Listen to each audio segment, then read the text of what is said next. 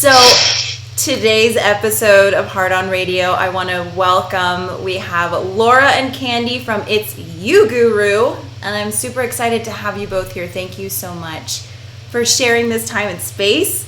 And I'm really excited about this topic because this is going to be a little different from other Heart on Radio episodes. I feel like this is more story time.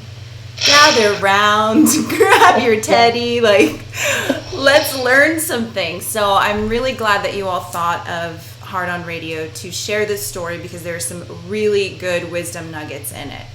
So, Candy, if you would then just give us a quick little background about what you all do, what you're up to, what is It's You Guru, and then we'll get into our story time here. Sure, yeah. So It's You Guru is kind of a culmination of everything that Laura and I have been working on individually and collectively for several years. What we found through a lot of work that we did with healers and teachers was ultimately all the answers that we're looking for are inside of us. And this really came through for us when we started practicing beyond quantum healing. So when Laura and I both got certified to do sessions and then started doing them on each other, what we quickly found is that all of those questions we have always sort of turned the power over to someone else to answer were all coming through loud and clear when we finally stopped and asked ourselves the questions. So that's what we want to help other people do too, is to realize that you are in fact the greatest psychic that ever walked this planet, that you have at your fingertips everything you need if you'll just pause and get yourself in a quiet place and ask the question and listen. I'm ready to do some reps on that. That pumps me up so much, right? I'm just gonna drop down and just it pumps me up so much. I love that message tremendously, and I know that there's a story here behind how this all sort of came about, and so that's what we're gonna talk about today. So let's hear about this story time here, shall we? Yeah, well, we didn't always look within for the answers, and this is kind of what really pushed us to where we are now is last year. So it's 2018. Well, actually, it was November 2017. So we're going back just a little bit further. I was at the end of a relationship, found myself at the end of another relationship. I was involved in a couple businesses that I should have been really excited about, but all of a sudden I really wasn't that excited about anymore. And I just found myself wondering, what's my purpose? Why am I here? Why am I at this place again? And I just kind of threw it out to the universe and said, I would really just appreciate if someone could tell me what my purpose is. And that's really important. I said out to the universe, I wish someone could tell me what my purpose is. I had said that same request out about 4 years prior. Exact same. I had left a corporate job. I was at the end of a relationship. I wanted to know what I was going to be doing with my life. And I said out loud, I wish, someone would just tell me what I should do next. And both times I made that call out to the universe, I was contacted by the same individual. And we'll call him dun dun dun. That's his new name. That's what we call him. Yeah. It just seems like saying people's real names conjures them somehow. So I agree. Yeah. So that's his friendly emoji handle when we're referring to him. The first time, 4 years prior, when I had made that call out, he contacted me through Facebook out of the blue. We had a mutual friend and kind of tried to start a dialogue. And I think because it was through Facebook, it just felt a little weird to me. And so I just immediately shut it down, and there was no follow-up conversation. November 2017, a little bit smarter, a little bit wiser. This time he hits me up on LinkedIn. Had it not been the same person, I don't know that I would have even believed that it was this intentional. So, I was at a low point personally, and really just wanted somebody to come in and tell me what to do. And that's what I asked for, and that's what the universe delivered. Gotta be careful what you wish for. Yes. Wow. Yeah, so he hits me up on LinkedIn and makes it sound like because we are both in sort of a coaching profession, that maybe there was a way that we could work together. And I assumed it was to maybe share clients or to tag team on clients. And so we asked if we could jump on a call. So we talked. It was a giant ego trip for him. I got off the phone and was like, I don't even know I was on that call. He talked a ton about himself, asked a few questions about me, but it just felt like a sales pitch, yet I could not have told you what the product or service was that he was pitching. It was unsettling, and it felt pointless, so I kind of chucked it in the miscellaneous file, and I was telling Laura about it, and in the middle of recounting the story, he sends me a text and says, the higher-ups, which is a term he used, the higher-ups have said, they've given me the green light to share with you a new protocol I've been working on. And I was like, higher-ups? He didn't mention an advisor team or investors or bosses. What is higher-ups? Is it what I think it might be? And Laura's response was, like, she just higher-ups. Higher-ups. I was like, like guides, higher-ups? Right, and it's such a key word in the spiritual community that I feel like we all sort of respond to when we're in that vulnerable space. It's like, message higher-ups, okay, I'm listening, what? So you're getting some information that I don't have, I need to have that. Yes. Yeah, so that was the pitch then. The first 90 minutes on the phone call, I think he was probably, I don't know what he was doing, but I feel like maybe I was being qualified, or he was trying to determine if I was a target, and then use the term higher ups to sort of reel me in a little bit. Yeah. Hook, line, and sinker. So that first call that we had after the higher ups approved the protocol, I had not really had contact with someone that was that psychic before. I mean, he said, we're going to go and we're going to touch on your teen years, your 20s, your 30s, and then you now. And we're going to break each of those down, and we're going to identify what your skills were and what your soul was asking to learn. And then we're going to talk about how all of that works together to where you are now. And I mean, he didn't know me. This stuff is not on Facebook. And he went through every decade and nailed it. And it was a little creepy, but so enlightening and felt so empowering. I was like, oh my God, I'm finally talking to someone that gets me and is able to reflect it back so I can see it. And he called it the blueprint. He was able to read someone's blueprint. Well, but I mean, he was. Exactly. That's what's so uncanny about this story. I mean, he sent me a text after that call and was like, and tell your business partner, I basically, like, there's some work to do with her too. And so that then through me is how he started working with Laura. Mm-hmm. And I mean, I had the similar kind of experience the first time. He just was able to completely read the like current issue that I needed to clear. And then from there, we continued calls with him, and he did read our blueprints. He told us kind of almost like options that we came into this lifetime with for work that we could be doing, tangible businesses, tangible things we could be doing. And so Candy was looking for someone to point her in the direction of her purpose. I had that same kind of energy, but what really was driving me was I've always been really curious, how would you feel if you could just really clear all of the crap that you have in your system, all of the beliefs that you have, all of everything that's stopping you, everything that's holding you down, if you could just clear all of that. And that's what was really calling to me about the work we were doing. So we had a few calls with him, and he kind of talked about, you're going to go through these growth processes where you get tired because you're clearing stuff and then you are growing from it. So we signed a contract with him. One, contracts are not great, right? No, let's point that out now. Now, two, this contract was ridiculous. It said we were basically going to give him 20% of whatever we earned for the rest of our lives. And the thing about the contract was, I was like, fine, but this is not going to hold up in court. It's a complete BS document, and it doesn't, it's ridiculous. So I also, and Candy did not have this luxury. I had the luxury of knowing that this guy was going to disappear from our lives at some point in the future with no kerfuffle. It just was going to be over, and that was it. And I was at the complete opposite end of the spectrum. I was I was super excited about working with him, and I was even excited about signing that ridiculous contract, although I would have never told anybody about it, because I used to work in corporate America with lawyers on contracts. The moment that I signed it, I had like this punch to the gut. I was like, I feel like I just signed a deal with the devil. Like, that was what kept coming into mind, and I would shake it off and be like, oh, it must be that darker part of me that's like afraid of doing the work.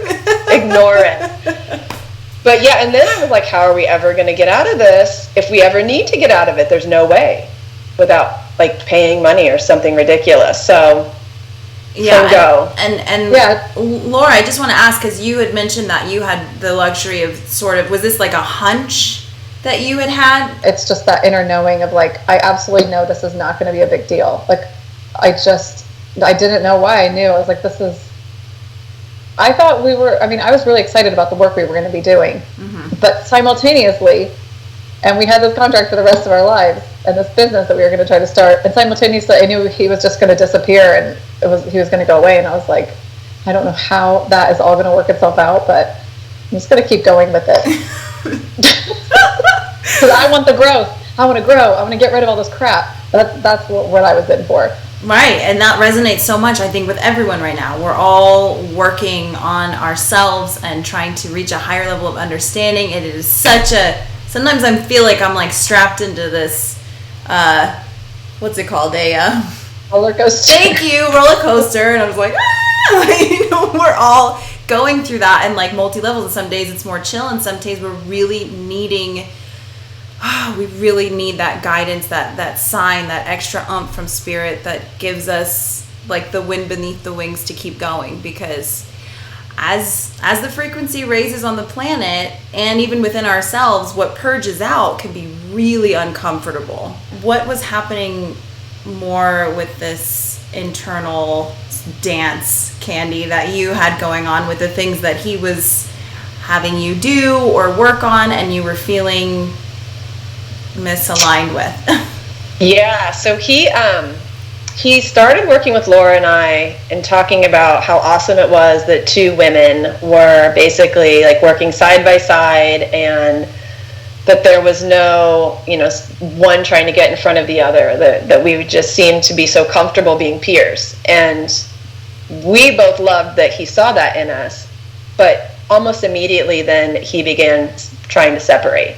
So we would have individual calls with him each week, and then we would have a joint call at the end of the week where we would sort of go over our individual tactics to grow the business. And for me, he would talk about how because I had the call at the beginning of the week, I would be on a different growth pattern than Laura, so not to share information back with her because it would spin her into a different type of growth. And so he started early on to sort of build these invisible walls that we weren't really even aware were actually walls. He also started another side business with me. So while we're working to grow what became known as Altitude, he and I started another business together that was consulting. And our first client, we were trying to raise money to build artificial intelligence-based social media platform that essentially was going to replicate how he was interacting with Laura and I on a mass scale. And, not to give the big cliffhanger away, but it's craziness. And I from the beginning of this whole thing with the social media platform, I felt really uneasy because, one, I think we're all on social media way too much anyway, and the last thing I wanted to be was involved on making another platform, even if it was for good. It just wasn't where my passion was. And then we got into, really what he wanted the platform to do, which was essentially tell people what they should be doing and, what they should be buying and what they should be thinking and what they should be wearing. And again, it is the energy that I had called him to me under, but he wanted to replicate that for other people too. And I finally had to say, no, I don't want to work on this project. And me saying no to him started a few of the cracks because he did not like me saying no. Even though I was paying him to be my coach and in a business was a peer to him, my standing in my own power and drawing a line in the sand for myself was very unsettling for him, which should be like sign number 749 of, reasons why not to work with someone, but, Well, and I think one thing we didn't get to, or missed, is he was channeling the higher ups for the ascended masters. Oh, yeah. So, and because his psychic information was so on point with what was going on in our heads, which he was constantly, something about maybe we signed that contract, it brought them able to always be reading our minds. So he knew exactly where we were at all the time, like emotionally, what the thoughts were going through our minds.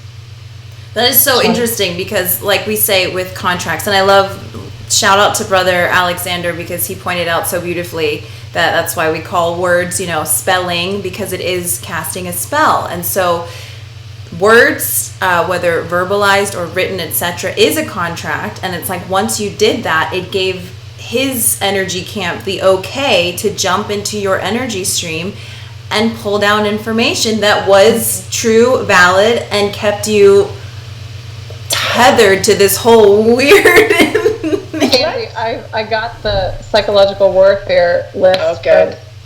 So before you go there, let's just talk about the word contract. Tract. So we were stuck in a con on a certain track, and it was so hard to get out of it. Oh my God. Shout out to Brother Alexander. I really wish I would have paid more attention to that episode back in January of 2018. Oh my gosh.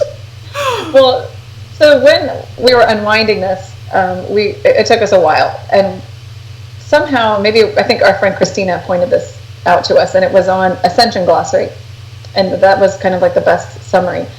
And it's the steps of psychological warfare. Invoke fear. Very much, we had this whole it's almost religion based. Like, if you don't do this, they're going to take this away from you. And I mean, I would be like, that doesn't make any sense. I would just dismiss it and kind of ignore him, because I knew he was wrong. Division to confusion, so he had us divided so that we would be more confused. Demoralization, kind of back to the whole, like, if you're not doing this right, you're not working hard enough. This isn't working because you're not doing this right. Ignorance versus intelligence. So, I mean, one of the first things he told us was not to get a psychic reading or have an energy healer work on us for the first 6 months. So that last bullet point on that list of psychological warfare is overwhelm and wear down. And slowly we were running around doing all kinds of tasks, and I felt like I was running in 1,200 different directions all at once. I was more exhausted than I've ever been in my entire life. And I was sleeping through the night, but still exhausted. I would be out of breath going up the stairs in my house. Like, it was a mental and physical exhaustion. With the psychic information coming in so clearly and the growth, I was like, yes, I want to clear this. We were doing all kinds of work. And I think one of the points where Candy and I both had a big question mark was about 3 or 4 months in. He's like, okay, and next week we're going to get ready to start the shadow work. And Candy and I were like, what the fork have we been doing this whole time? Because it pretty much felt like shadow work 24/7. Wow. Yeah, all the time. I mean, in the course of 6 months, we completely rebranded an existing business. I mean, basically, I flushed the yoga studio, the brand that I had down the toilet, and decided to start this whole new initiative sort of under the umbrella of body work. But he just brought in all this corporate energy that just didn't really work. We're doing all this personal work. I was going through a divorce. He was telling me how thoughts in my head would decide whether the divorce was going to go well or not.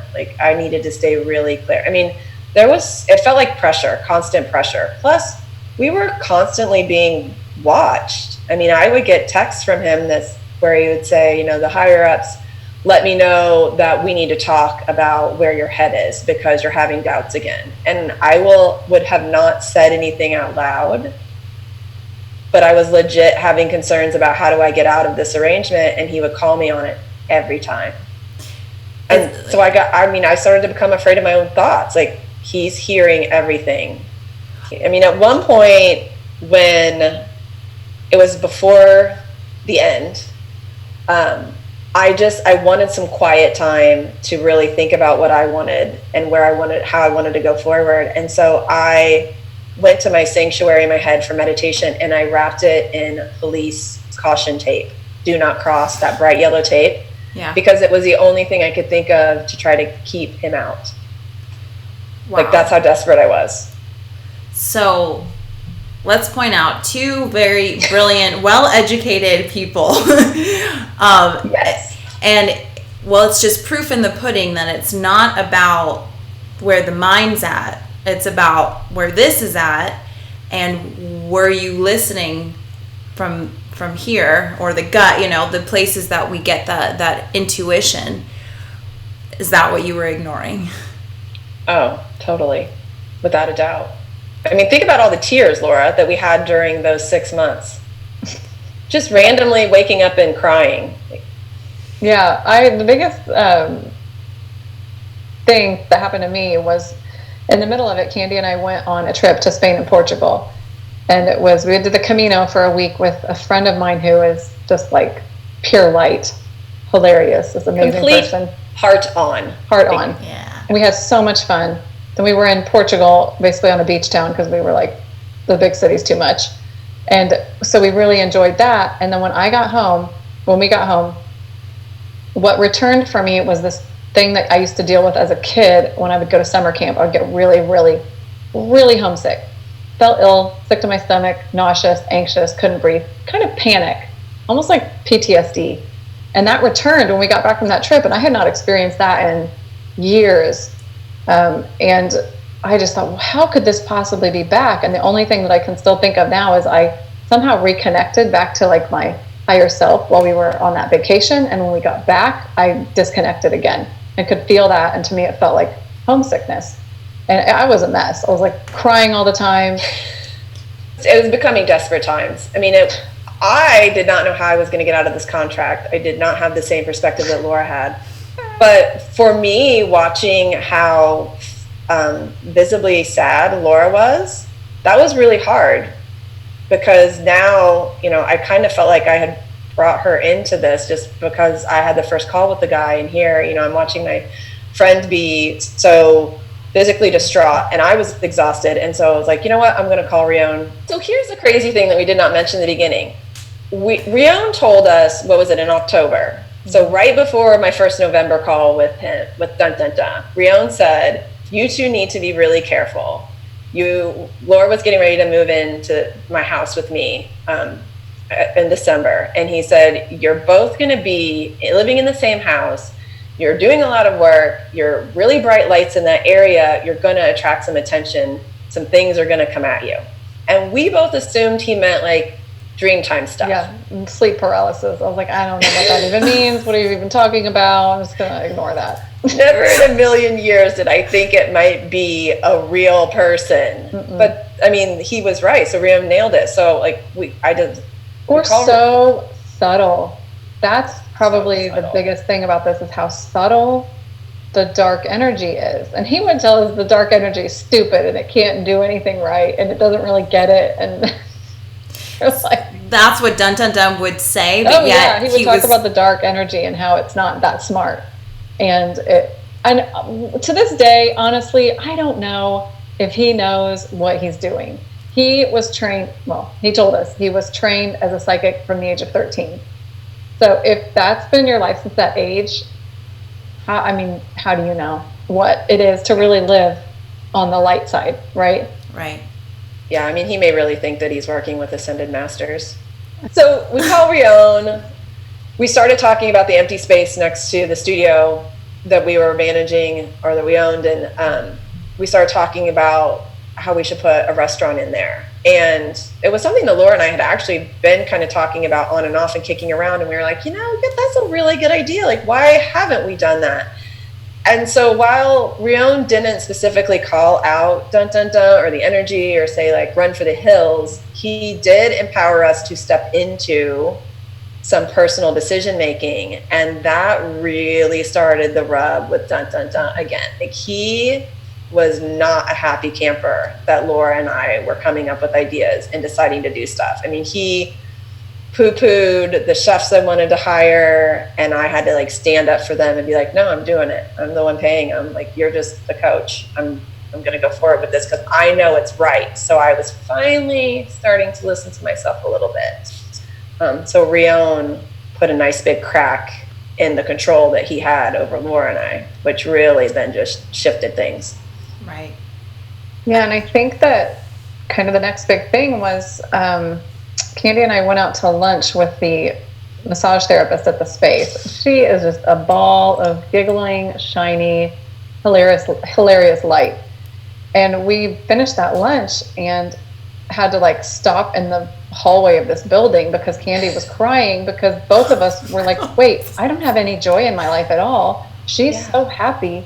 She's so bubbly. Her life is not perfect, but she's enjoying it. And I'm not enjoying my life at all. I'm not enjoying any of this.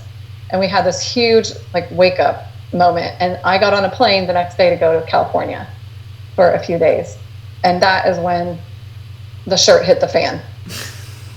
I called another friend and said, I need you to go to dinner with me on Saturday. I need to run a few things by you, give you a little insight to some of the things that have been going on. And I just wanted someone to hear, and I wanted to see what they reflected back. And by the end of our dinner, she was like, this shirt is cray. I mean, like, it's time to fire this guy. And I was like, thank you. I think so too. And so I went home that night and I was like, you know what, this is not working. I need to make a call, but I'm going to sleep on it. The next morning I got up, still felt the same way. And I messaged Laura and was like, if you want to continue working with them, I completely support you doing that. It's time for me to break away and cancel my contract with him. So I sent him the text and it was just like, thank you for what you've done and where we're at, but I just really don't want to go forward any further. And he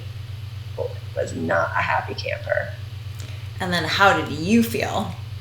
I was elated. I ran around the house screaming, I am a sovereign being. I am in control of me. Like it almost felt like my feet weren't touching the ground. And I hadn't had that level of energy in months. How long was this over like total scale that you worked with him? About 6 months. Yeah. Mm-hmm. Almost, yeah. This all went down after the day after the wedding. And so I got Candy's text and like per usual for the 6 months, I got a pit in my stomach, felt horrible, was trying to figure out what I wanted to do. I wanted to like continue getting the growth that I was getting. And also I felt like I was going to have to make a choice between the two of them. But I kept trying to clear my energy and I just couldn't do it. And I got on the plane and was still working on clearing my energy. And then I kind of had just decided like I would try to keep working at the yoga studio with Candy. And then I would also do this like one project that we had talked about doing with him. Candy picked me up from the airport and she had in that time talked to Alexander. Mm-hmm. So I talked to Alexander on the phone while Laura was in the air. Luckily he could fit me in, and the call started. He's like, so this is clearly a kind of a business hand that I'm looking at here, but you work with all women, don't you? Because I'm getting some really strong masculine energy coming through the cards. And I was like, oh yeah, I know who that is. And he's like, you're working with a man? I'm like, yeah, coach. And he's like, oh, this is not good. And I was like, no, I just actually fired him. And he's like, no, like, this is not good. This is the brownest of the brown. And for the first time in my life, I knew what he meant when he said brown ray. I never knew what that meant before. And I was like, oh, I get it now. And he's just started going on, telling me all about it. And he's like, this guy is working with the Dracos. And I almost fell out of my chair. I was like, species Draco, like the ones that normally aren't great. Yeah. And he's like, yeah. And he said that they that particular species, or the group that he was working with, they tend to target women, that they are working to control the divine feminine, that they essentially were stealing our energy. That's why we felt exhausted the whole time. So it was based on like excitement and fear, and they would just like, either way we got spun up, just suck it out and we would be exhausted. And, he said probably 85% of what he told us was true, but that it's that 25% that is, really where things get wonky. And I was just like, well, Laura's working with him too. What do I do? And he's like, Laura's having her own journey and you can't tell her. And I was like, what? And he said, don't worry, Candy, Laura's going to choose happiness. And I was like, okay. And so, yeah. Yeah, so Candy picked me up from the airport and was like, okay, well, I talked to Alexander. Do you want to know what he said? And I was like, yes. And I had to convince her that I really did want to know so that she wasn't like breaking my sovereignty. And she goes, he's working with the Dracos. And I was like, oh, hell no, F that. And the second I said that, the energy changed. The split second, it was gone, the darkness. Oh my gosh. Like the intention of, no, I'm done. The joy came back, the lightheartedness, the freedom. And for me, it was like even more lightheartedness than I even felt before we started working with him. So I really do feel like I knew we were going to be clearing a lot of crap out, and we did get to clear a lot of stuff out, but it came with this other piece of kind of being suctioned. And we have really lovely pictures of ourselves from our like dead eyes during that time. I just want to backpedal for a second, because Laura, you had said that you weren't sure yet if you were going to end things with him because you were really appreciating some of the growth that was happening. So why did you think you were growing? Like, were you growing, or were you just in pain and you thought that there was growth from that? I mean, there usually is. So Well, yeah, I mean, I knew I was growing. I didn't know to what extent. But I have now put all this together because of you telling us about the North Node, South Node. And I've got North Node in the 4th house, and I read on this woman's website that those people have a crazy, ridiculous attachment to their family. And I remember telling Candy, probably right before we finished with that I didn't think there was any way I could ever move away from my family. And that was part of that North Node thing. And here I am, I've moved away from my family. And so I know that was a big piece of it. I feel I didn't, like, I wanted to clear so much junk out because I knew that I could feel happier and feel more joyful. And I do feel much more joyful than I did before that started. And we would go through, I mean, we had our own personal lessons, and we would look at the reflections of the things around us, and he would point out what we're interacting with and how it's reflecting back to us what it is that we need to work on in ourselves. And all of that was like, I wasn't like, that doesn't make sense for me. The whole time, whatever growth we were going through, or whatever lesson we were working on, it made perfect sense. I was like, yes, I exactly have that pattern. Yes, that's it. I mean, that part of it was really beneficial. It also helped us burn down the life we didn't really want to have. Light a match and burn it down. That's what happened. Just torched it. And it got Candy and I to where we are now. So it's... that's what's incredible, because this is definitely like a hero's journey. I love that it's come full circle. And I know you two have... I love the way Candy always says, she's like, I'm still sort of unpacking all of this. But there's so much good information here. So I want to know from each of you, whoever can go first, what was your biggest take home from this experience? So for me, there were kind of two big takeaways. I think prior to this, I would have made the incorrect assumption that anyone who gets kind of sucked in by this kind of con job is because they're probably asking for it, like they're asking to, they're being greedy, like they want to get wealthy, or it's like a material request. My request was, I want to know what my purpose is so I can live it, so I can deliver on the reason that I came here. And it wasn't about, greed or material anything. It was this really like genuine heartfelt request that I was making, and I still called this energy in.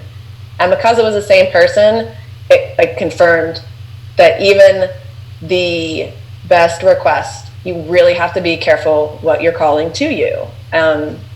Because ultimately, I was asking someone to tell me who I was and why I was here. And so for me, the biggest lesson that I learned was I just have to listen to myself. The whole time that we were working with him, I was having feelings in my tummy. I was, like my heart wasn't feeling right. I, was having all these thoughts, and I discounted all of it. Like I just wrote it all off for the wrong reasons. I didn't trust my internal compass. And I think I've done a lot of that my entire life. And it felt like it was the big, like, you need to listen to yourself kind of wake up call that I could get before something really terrible happened. Because this, at the end of the day, I was out a little bit of money, 6 months of time, but Laura and we've got a great business now. We're living in an amazing place. Like Laura, I moved, something that I've wanted to do my entire life. I told people when I graduated high school I was leaving. I still lived in the same state. So I finally moved. So it was really just learning that my answers are within, and I've known it but ignored it, and it's time to stop ignoring me. Such a good one. It's so crazy how we can have such different experiences, because I felt like I was listening to myself the whole time, and that there was some greater purpose that some other part of me knew was necessary to move on to the next steps in my life. So Candy felt like she wasn't listening to herself, and we shouldn't be in the situation. And I felt like I was listening to myself, and we needed to be in the situation. But that's such an interesting point, because it essentially, correct me if I'm wrong, acted as a catalyst for you to be exactly where you are right now, and that is happier, healthier, more abundant, more in your purpose, more everything awesomeness.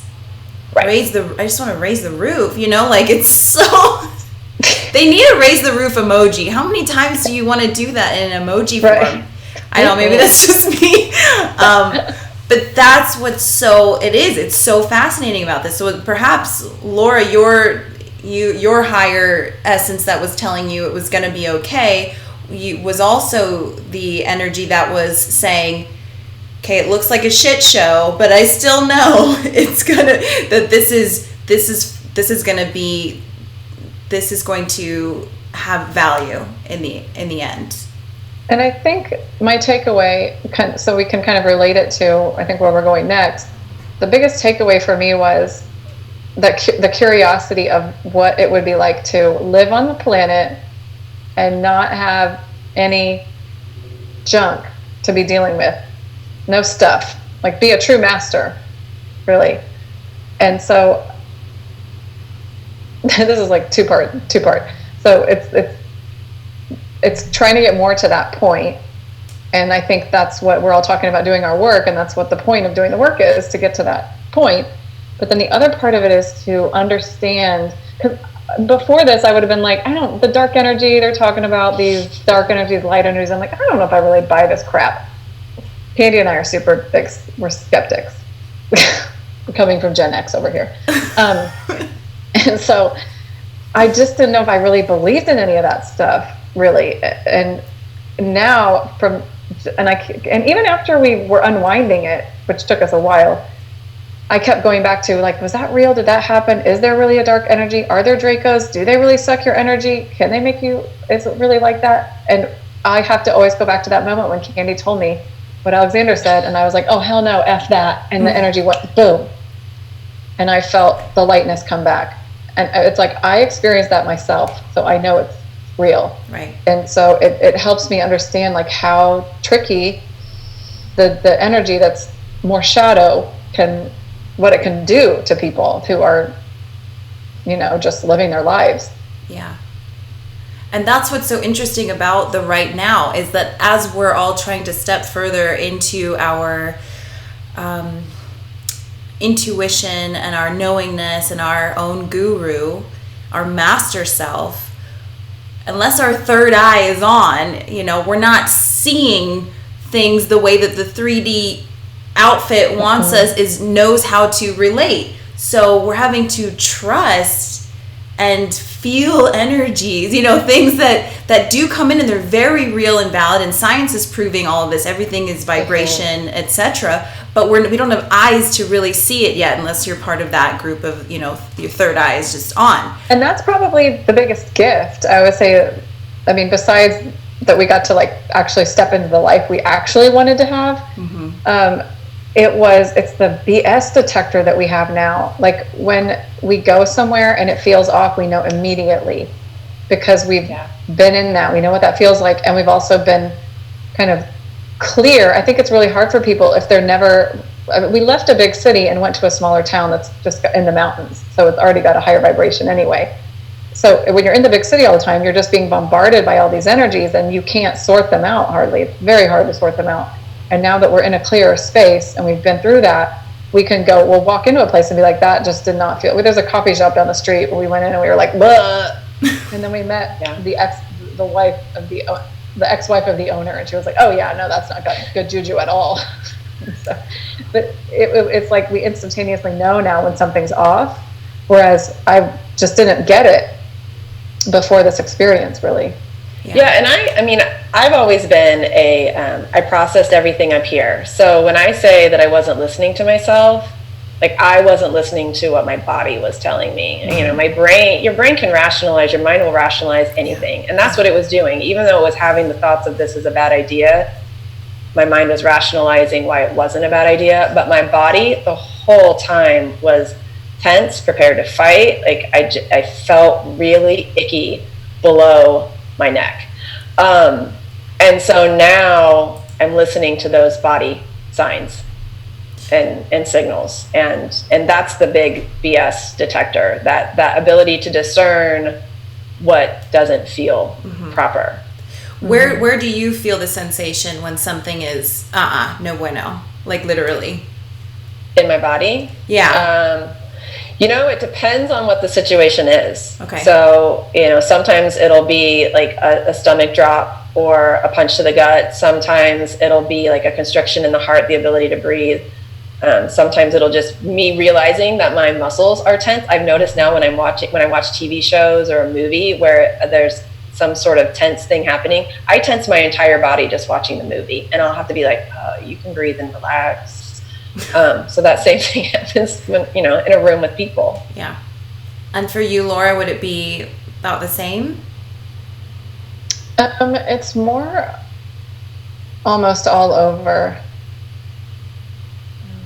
I don't know the answer to this question, because I'm just thinking back to that one coffee shop just because it's easy. Mm-hmm. And it was it's all over. It's it's like a wave or a wall, or those 70s beaded doors. I like that one. I walk in, I can feel it's the whole thing. I'm just this is all off. And maybe it's more of, if you're talking about the clairs, a inner knowing, a claircognizant kind of thing, versus a body sensation. Right, exactly. Yeah, for me it's more of a punch to the gut or the heart constriction. So I prefer the 70s beads, if you could teach me. What's going on in here? This is definitely a cult. oh my gosh. So, okay. What I also want to talk about now then is how you feel about dun dun dun and perhaps what work, if any, you've done to heal how you feel about him, your perspective on him in this situation. I'll let Laura go first. Okay. So since after we canned him, the landlord pulled the rug out on the restaurant, and it took us about 20 minutes, to decide we wanted to shut the yoga studio down, because we're we can do whatever we want, and this is a message to everyone watching this. You can do whatever you want for your life's work, and whatever resonates, whatever makes you happy. And it did not take us long to go, we don't really want to be doing this. Do we want to be tied down here? Do we want to keep pushing this forward? It's got all this weird juju tied to it now. And so we just decided to shut that down. And then we puzzled and colored every day for 6 weeks. It's at least 6 weeks. Every day. We would get up and be like, today the inspiration shall strike. no, we're going to color again. But we were unwinding that whole time, just talking about what had happened, talking about what we had experienced, talking about our different kind of stories and how we had seen everything, and just picking apart the pieces and being like, man, that's so tricky the way that he said it this way and then he said it this way. And so we had, it took a long time for us to unwind that from our bodies and from our minds and hearts. And then, what was your question? Oh, how we feel about dun dun dun. Okay, so I think I went through periods of being mad at him, but I also know there's no point in that, because it's just playing the victim if you're going to blame someone else for your own stuff that you got yourself into. Big check mark, yeah. I still am looking at him like, dude, do you even really know what you're doing? I mean, you're really forking with a lot of people, and good luck with that karma, because it's going to suck.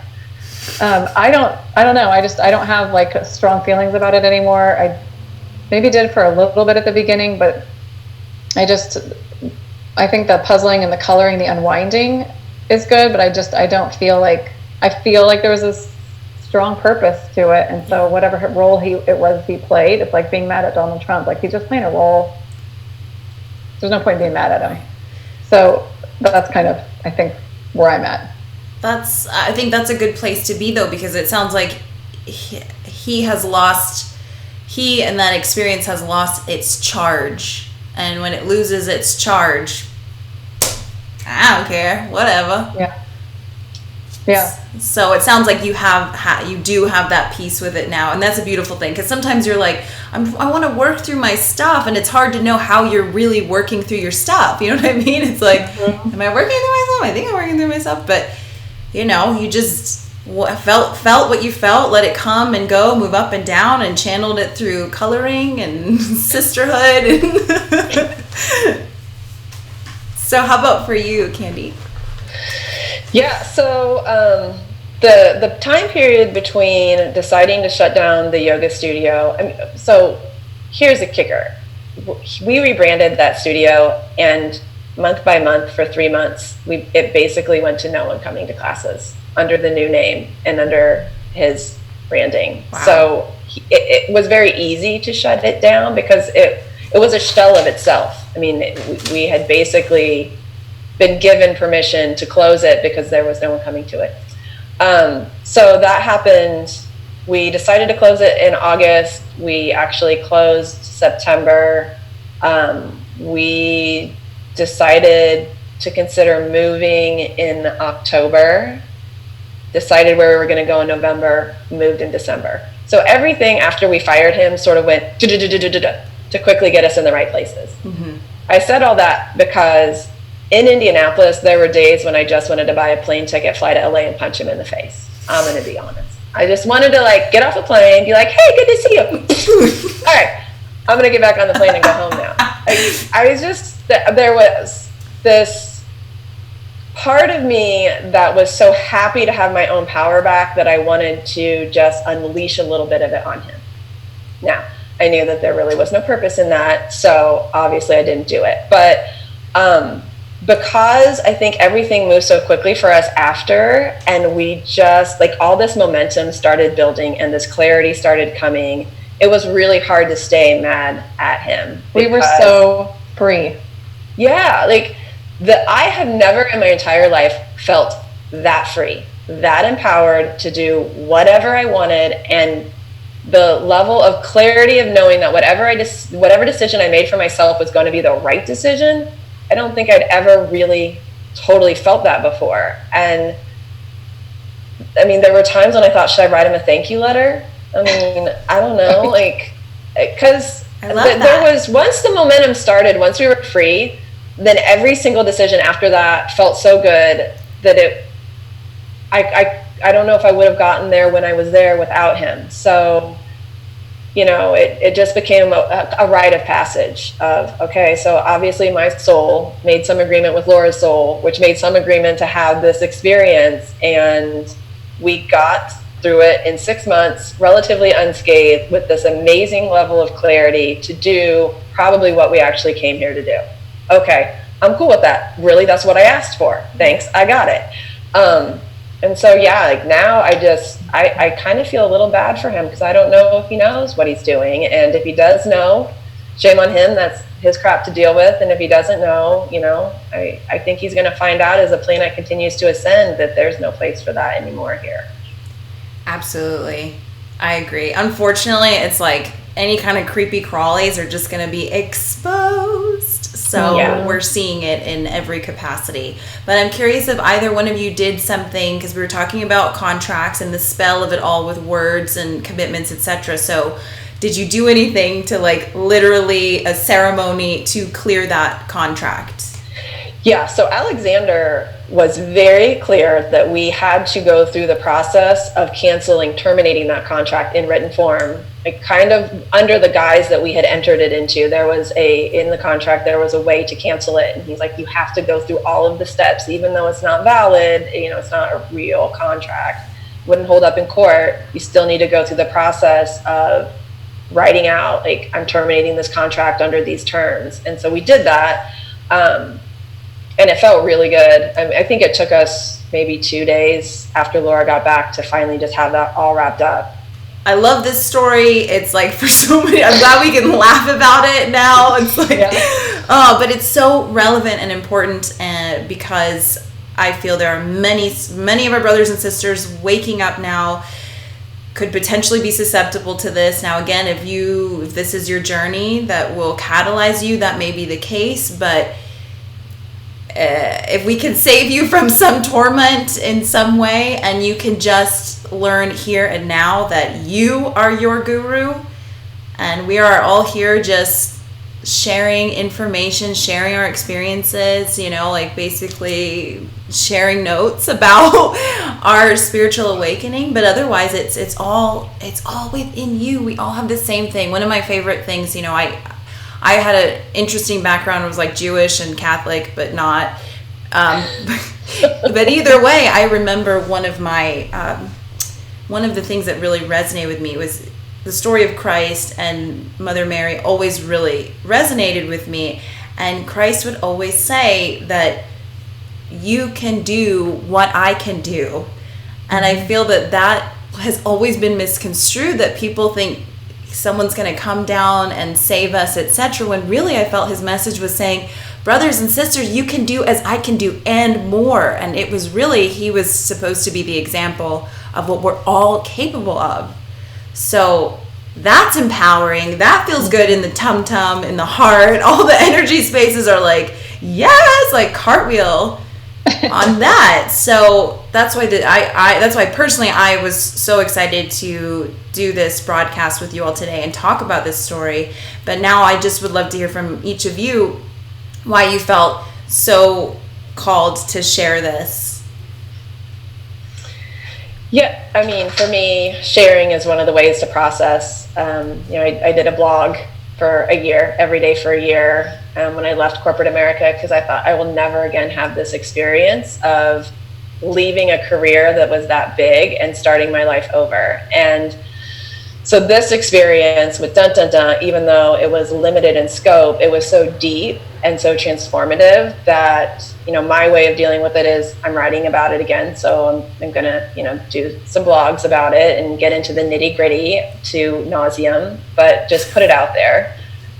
Reaching out to you, Shauna, and seeing if you would be interested in allowing us to share the story is another way, because talking about, every time we talk about it, it just becomes lighter and lighter and lighter. And we try not to talk about it too much, but in this forum where it's informational and educational and hopefully a little humorous and enlightening, like lightening up, it helps, I hope, to maybe keep somebody else from having this kind of experience, unless it's something that they know that they really want to have. And also, we're two totally normal people who came from normal backgrounds, had normal lives, lived in a normal city, and this weird shit happened to us. So hopefully it will empower someone who is afraid to talk about some weird experience that they had to talk about it so that they can deal with it, rather than just keeping it hidden and being ashamed. There's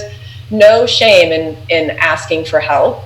Unfortunately, I got help from the wrong, well, maybe I didn't. See, I can't even say I got help from the wrong person, because here I am and everything is great. But, you know, there's no shame in asking, and there's no shame in sharing. So if somebody had an experience and this can encourage them to talk about it, then more power to them. I love that. Thank you. What was the question again?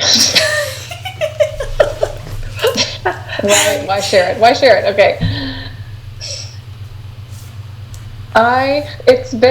It's like it won't leave the back of my head, and I keep thinking, like, this will be done, right? I'll stop thinking about it. It's like that ex-boyfriend from 8th grade. It's like, you don't think about him anymore. So at some point, this is something I'm not going to think about, but it's still just like, and I kind of, it must be because people need to hear what this kind of story, and how you think you can't get sucked into a cult, and you can. It's not that hard. It's a casual cult. You're not gonna, you think you're not going to turn your power away, but you do, and it's also not that hard. So it's like, it's almost like the lazy person's way of figuring out their life's purpose. I mean, people are always asking that in these BQH sessions, and the answer is always like, whatever you want to do. It's to help people. It's to love people. It's really vague. It's not like you are going to be a computer engineer at this one town for this company. It's more about connecting with that heart center. And I think the takeaway for me, and the reason why I want to share this, is so that people learn, you start with yourself, you start with your heart. And Candy and I were talking earlier, we were saying you can get ideas and inspiration from other people, but the power has to come from you. Like, I mean, the choice is really yours. So you're looking at other people, just like because they're inspiring, but you are ultimately the one making the choice from your heart. And when you're doing that, everything's going to fall into alignment. Beautifully said. Yeah. So I agree on all accounts. I appreciate you sharing this shirt show of a story that just, I love how many different ways we can sort of like cuss but not cuss. Yeah. So and from this, you guys now have It's You Guru, and it's youguru.com. First of all, when I first saw it on my Instagram feed, it immediately felt amazing. I just have to say, it's like the title feels, you're just like instantly like, yeah, me. you feel so excited. You don't even have to like look no further. You just see that title and it excites you. And then I just love that your shares are in the kitchen. Like you said, so many great conversations happen, so much sharing happens in the kitchen. And it's just it feels so authentically you two, bringing your essence to the table, wanting to help and share. And so excited. Thank you, dun dun dun, who we now can switch to maybe dun da da da you had from this experience. So I love it. Full freaking circle. So now let's talk about It's You Guru, because it feels so good. And I know part of a lot of the services that you're offering now and you're offering a lot of really cool things, by the way. I was like, what? That's so neat and different and Aquarian, like new. I know Candy's Aquarius. But you got into this BQH, and so if we could just talk about what I know we've heard of quantum healing hypnosis therapy. The QHHT has been very popular with Dolores Cannon, and we have help me with Allison Coe. Thank you. And that's really interesting. But BQH is a little something else different. So in your words, what is the difference? And then how does this help people? How are you experiencing this? Well, so QHHT does a lot of counting down regression. So the meditations are kind of a hypnosis based with a countdown. And BQH, Beyond Quantum Healing, I call it a spin-off of QHHT. One of the former teachers of QHHT created BQH, and she wanted to give people a broader ability to kind of do their modalities in combination with QHHT. So she created her own script and her own training. And Candy and I were doing it on each other, and we're still kind of like, this is amazing, but how does this really work? And so one of the sessions, when we decided we wanted to ask, what does BQH actually look like? It was, what the vision that I saw was, I described it as like a chicken wire bubble but it's made out of light, and it goes around the client and the practitioner, whether you're in the same room or in two different parts of the world. It creates this quantum bubble around you and the information, and it kind of opens up the channel up to the higher self, so the information can come down more easily. And so the difference really is in the scripts, the induction scripts, and the ability of the practitioner to use Reiki if they want to use Reiki in a BQH session. Candy and I have done a lot of soul retrieval work, so I've actually had clients do a soul retrieval on themselves in the middle of a BQH session and can recognize it because the previous work we've done and can help them with it. So it's kind of making the whole experience more flexible and more personalized to the person that's the client, and especially more personalized to the practitioner. Yeah, and I think I agree with all of that. And the other thing that I've noticed is that connection that is established in a BQH session stays with you. So now when I will ask myself a question, how we have that chatter in our heads, I'll hear a response, and it's in that same voice or that same tone or tenor, and I'll be like, oh, I'm connecting to my higher wisdom. I can listen to this. It's not me making something up. This is that same sort of conversation I'll have in a BQH session. So you take that with you after. So it's always building in that quantum sense, which is awesome. Yeah, I've been lucky enough to have a session with Laura. It was a really beautiful experience, and I had no expectations. I just kind of went in, and I was like pretty blown away with what happened. And what I really want to agree with you on too, Candy, is that it sticks with you. It was like the oversoul came in, that connection was made, and then it was just still like hanging out there, and I was like, whoa, I kind of like this. I know that the quantum word is thrown out a bit, and it is a bit tricky to explain, but did either of you want to tackle that just for those who may be what does that mean? And I feel like everyone almost has their own sort of it's like an essence that we all have our own spin on. But if you talk to a scientist, they're probably going to say something slightly different, but quantum mechanics is studying subatomic particles, but when I take it into kind of like the spiritual realm, it's, I guess, on the particle level, like on such a teeny tiny level that it's really kind of hard to explain. So when you have a quantum session, you're getting like a quantum download, which means you might be seeing pictures, you might be hearing things, but it's going to come almost like as a chunk of information. And it's just going to be, even, we talk a lot about codes and exchanging codes, and the fact that our three faces are on this screen and someone's going to watch it, they're going to receive codes from us from watching our faces, and that's going to change their energy body and their structure just from that. And so the quantum, at the quantum level, it's such a teeny tiny change, or just a teeny tiny level, that you can't see it, it's not physical. You're not going to necessarily even feel it, but it's going to make a change to maybe your DNA structure or to your energy structure. Yeah, I recently did a session, and Laura asked, while I was under, how is Candy communicating? Like, where is this information coming from? And I'm so glad she asked, because it was so fascinating. But, basically I was talking up through my aspects, and in that moment, it told me, I was talking with, a certain number on the night and a certain number on the light, and there was sort of a council in the center, and the information that was coming in, if the night and the light did not agree that information could be shared with me, then it was tabled, and I wasn't going to get it. But if both agreed, if it was unanimous, then I was able to get that information.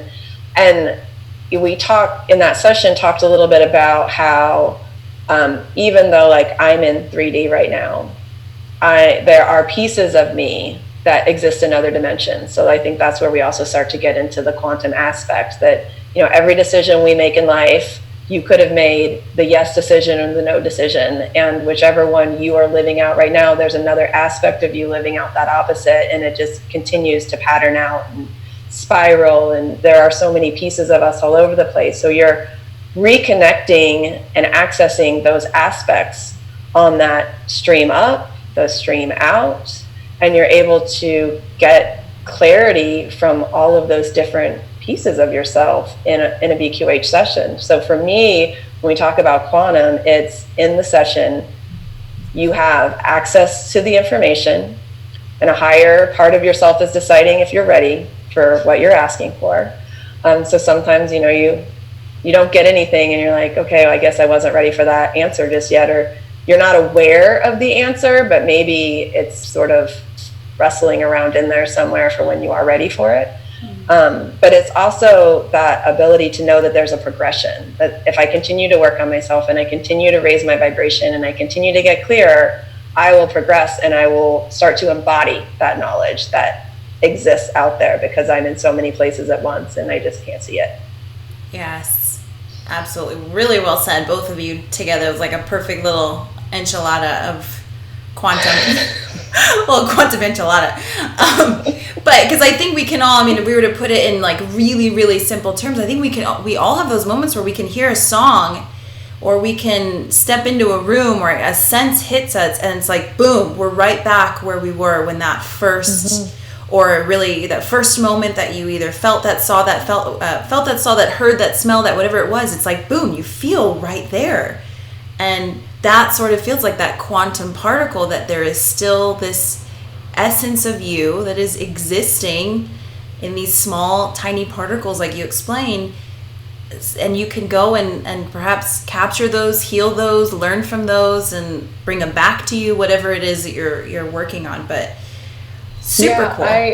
This reminds me of, I went and saw Deepak Chopra speak once, and he said, if you think about it, Jesus was here and he breathed air, and the air that he breathed when he was here is still here. Ooh, I love that. Yeah. So the BQH now you've been using to tap into the collective and sort of pull in information for the coming times and the current energy, etc. So I don't want you to give it all away, but I did hear that perhaps you have a little April 411. Are you sure you want to know? Yes. Candy was BQH'd. We've decided we don't like regression or hypnosis. We just call it BQH'd. We made it a verb. Yeah. So that's what I love about Spanish, though. There's so many, it inspires that. They make everything is a verb. Like whatever it is, and then becomes a verb. So we're just going to do that in English too. So Candy probably can tell us better you want to talk about the barricade? Yeah. So it was interesting. This was actually it was a little sad at the beginning. So I did. It was sad. I could feel the collective sadness, and not everyone, but the people that are really dealing with stuff. It's some heavy stuff. So what I saw was just this big barricade at first, and I thought, is this war? Like, that's going to be real ugly. I don't know if I want to see that. But what it was that we're using barricades to personally divide us from people, things, situations that we don't feel comfortable or safe around. And so I started seeing all these barricades, and like somebody would be inside and they would just be barricading themselves up behind all of these, little dividers. And what came through later was the thing that we're trying to barricade ourselves off from is not external, it's all internal. And that there are a lot of people that are just at war with themselves right now, that there are aspects of themselves that they either aren't comfortable with or they haven't really come to terms with. And there's a lot of anger, there's a lot of sadness. And so April, especially the first week of April, people are going to be faced with, am I going to continue to barricade myself, or am I going to start to face the music? Am I going to start to, see myself for who I am? Because the other thing that came through was I kept like seeing like chords, so like a guitar string or a cello or a violin, and it's this discord that is sitting within people, and they're out of tune. They're not in harmony with themselves or the things around them. And that sound, when something is not in tune, you know how it kind of hurts your ear? That we're kind of hurting ourselves by being just discord, disharmony, out of tune. And so if you decide not to continue with the barricades, then I just saw this, you know, taking a strong look at yourself in the mirror and really kind of seeing yourself almost for the first time in some cases, and letting that wave of emotion, whatever it is, come through you and pass, and then digging quickly deep to find the joy. So, you know, laughing, dancing, singing, being silly, whatever it is, to bring that vibration immediately back up so that whatever that junk was can just go and be gone. And then it's like we're in harmony again. So they showed me an opera. I've never been, I've always wanted to go. But whenever you see an opera on a TV show, you see, they always pan to the audience and you see everyone in tears. Even though they have no idea what the person is singing or saying, everyone is always crying. And it is from just the resonance of the music. So the harmony, the frequency, the resonance that's coming is what moves people to that emotion. And that is what we have to get in touch with if we choose in April. Is that, you know, what's our proper harmony? What's that resonance that we want to be in? This came forward now, and it's not in our video, so you're going to get a bonus clip here. And this is something Candy and I have been talking about since we moved, and we've been trying to shake all this old stuff, and we call these things 3D clingers.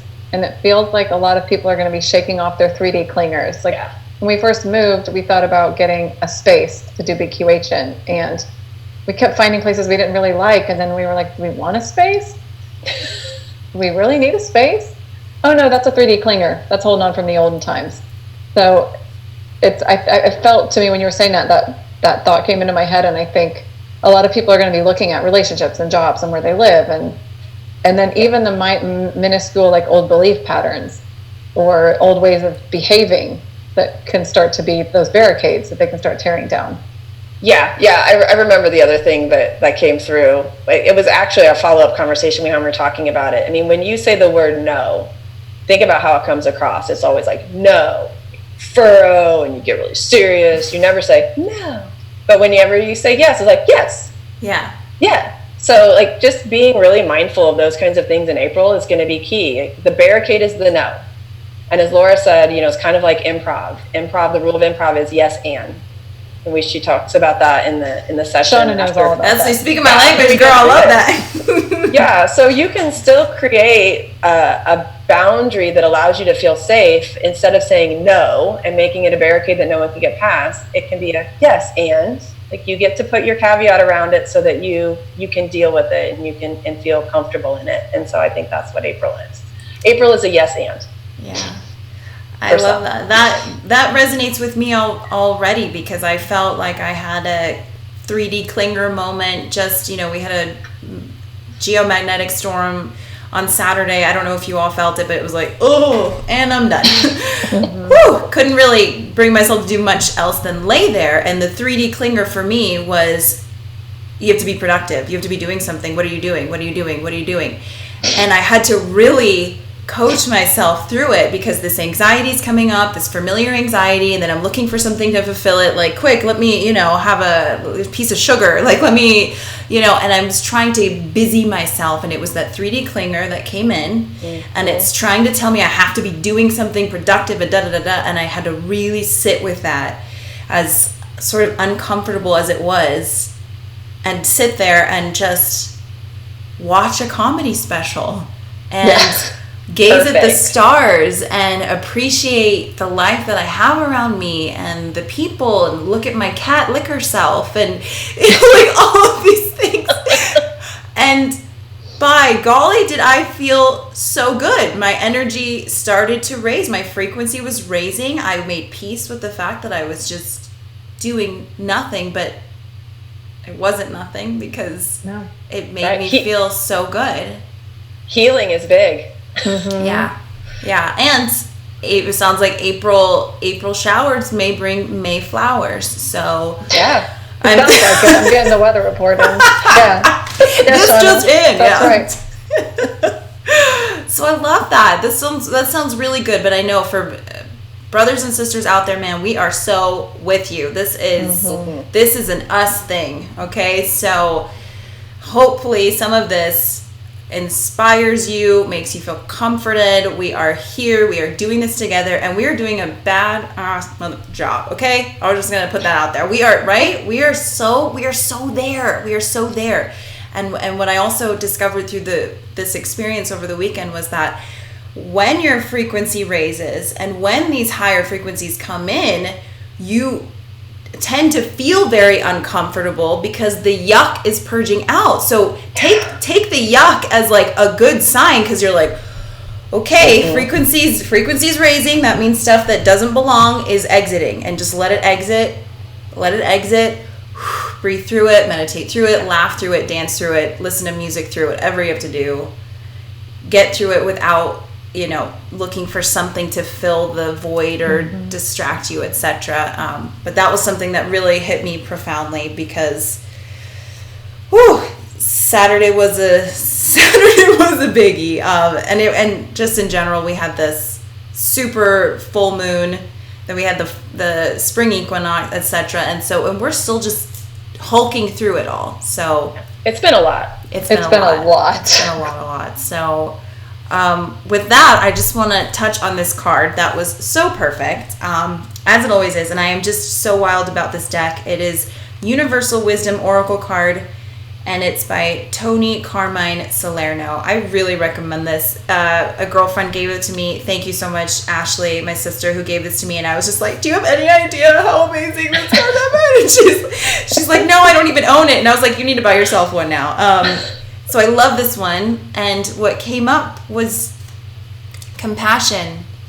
And I'm gonna, probably I'll see if I can fancy crop this in post, but it's so super beautiful visually. Just the colors, the energy coming off of it it's so lovely. Looks like a flower, a sun, etc. And listen to this. Okay, compassion. You are a jewel. Even though you may not see it, all that you consider to be imperfect allows greater light to shine through. Even in darkness, you are eternally bright. Kuan Yin, known in Buddhism as the goddess of compassion and mercy, has shown up in your reading today to ask you to be more compassionate towards yourself. She asks you to reflect on the many times you have critical thoughts about yourself. Make an effort to replace these negative thoughts with positive and loving ones. Remember that the physical world is simply spirit clothed in matter. So there's some awesome, more beautiful stuff in here, and I'll write about it on Instagram, etc. But doesn't that fit, y'all? Yeah. Perfect. It's perfect. So perfect, especially now hearing the story that we've had today, and then hearing what April is coming about. Remember, be kind to yourself, and when you're kinder to yourself, you're kinder to others. So really good theme to remember for April, and just in general.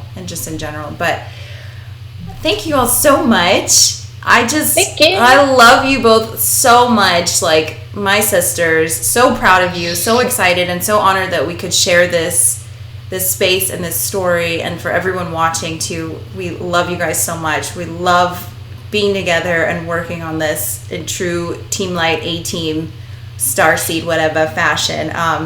So it's youguru.com. Check it out. You're going to find the sisters there. Anything else you want to just mention at the end here? You have so many awesome things that you're doing and working on. Ooh, find us on YouTube and follow us, please. Subscribe. Yes. Yes. Like, subscribe, follow. Seriously, their stuff is so down to earth. It's tangible. It's something you can just it's like a daily dose of just oh, that feels better. So it's true. Thank you. It's just true though. I mean, there's a lot out there, but it just feels good because you're empowering the people who are watching. You're empowering the listeners, the viewers, etc. And you're both so lovely at engaging on a very genuine, down to earth way. So thank you both so much. I love y'all. Oh, look how cute we are. Just all like in our little prayer pose. Do it again. Put it back. Yeah, there we go.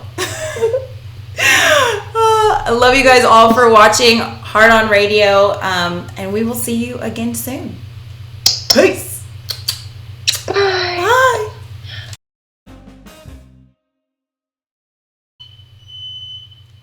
Is there a fire? I think that's our fire alarm. You're on fire. Oh, okay, that was too much sage up on the fire alarm. So